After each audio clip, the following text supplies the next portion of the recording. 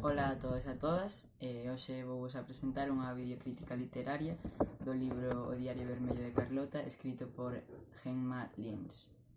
Bueno, nesta cuarentena, en teoría, deberíamos ter máis tempo para nós, aínda que con tantas tarefas e traballo e tal, non queda moito. Pois, bueno, hai que aproveitar para facer as cousas que che entreteñen e che gustan, e moita xente estará de acordo comigo que ler é unha delas, non? Entón, fai un ano ou así, eu xa lira o libro O Diario Violeta de Carlota, que é como o libro anterior a este, pero non teñen en común, pero son historias diferentes. Para empezar a romper un pouco o xeo, eu creo que o mellor é falar un pouco sobre a autora.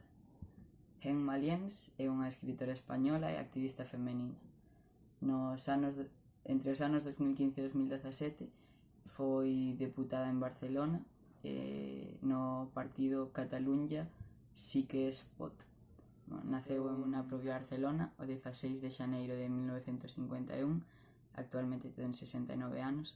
Estudiou Filosofía e Letras na Universidade Autónoma de Barcelona. A súa primeira novela foi publicada en 1976, se titulaba Cul-de-sac, que en galego quere decir rúa sen saída.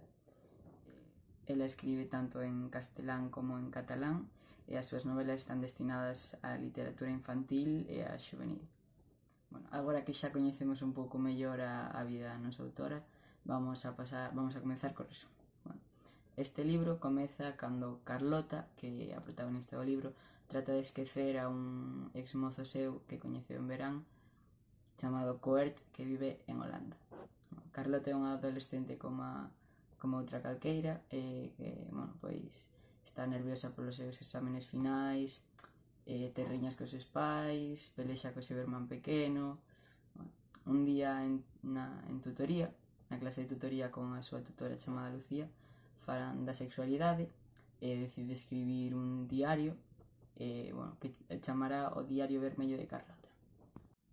Nese diario o que quere plasmar son experiencias, dudas coas súas respostas, anécdotas de xente do seu entorno.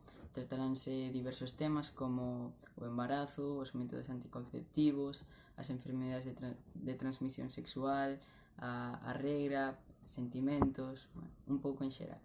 Cando ia mercar a súa libreta vermella para poder escribir o diario, coñeceu no metro a Flanagan.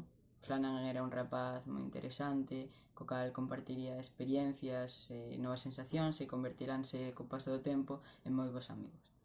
Ademais, Carlota contoulle a Flanagan a súa idea do diario e gustoulle tanto que decidiu que el tamén iba a escribir o seu, pero desde a perspectiva dos rapaces.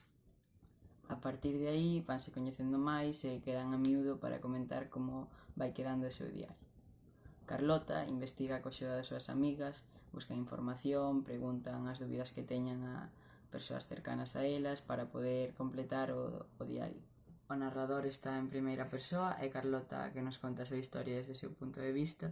Os persoaxes principais son a mesma Carlota, que é cariñosa, comprensiva, amable, importan os seus amigos, sempre sincera ante todo, ten moitas ganas de aprender e iso é o que a levou a escribir o diario.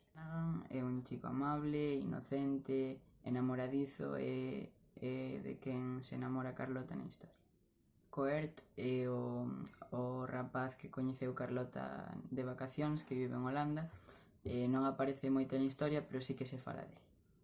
Octavia é a tía de Carlota, é a persoa que lle resolve todos os seus problemas e as dudas mediante o correo. Laura é a veciña de Carlota, son de similaridade, si que Carlota vai a súa casa a facerlle preguntas e Laura respondelle coa súa experiencia. Mireia, Berta e Elisanda son as mellores amigas de Carlota que intentan escribir o diario con ela e axudanlle en todo o que pode. O libro gustoume en xeral, pareceme unha moi boa idea por parte da autora, pero se teño que poñer un punto negativo é que os persoaxes contestan en moitas ocasións de xeito moi específico e moi concreto, definicións que parecen sacadas da Wikipedia e que xente desa idade pois non soe coñecer. Bueno, o libro é moi informativo, o cal está moi ben, recomendo yo a todos os rapaces desta idade, pois porque o libro é moi entretido e pasase un bo rato.